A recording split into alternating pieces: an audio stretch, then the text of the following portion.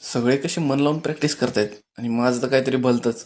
चेतनला म्हणलं काय झालं भाऊ. चेतन म्हणलं घराची आणि गाडीची चावी सापडत नाहीये. आम्ही प्रॅक्टिस बंद करून त्यांची चावी शोधत होतो. अरे हे काय चावी सारखं दिसतंय. चावी कुठे आहे? अरे हे वेगळंच काहीतरी आहे. चावीलाच गाडी होती. आपलं गाडीलाच चावी होती.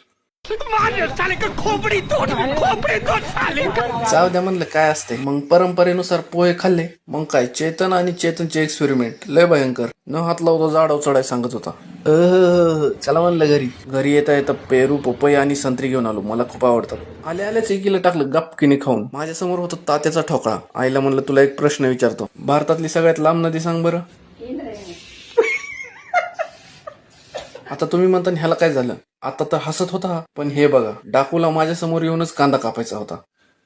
आणि मला म्हणले तुमचं तुम्ही घ्या. म्हणले हे काय बरोबर नाही राव.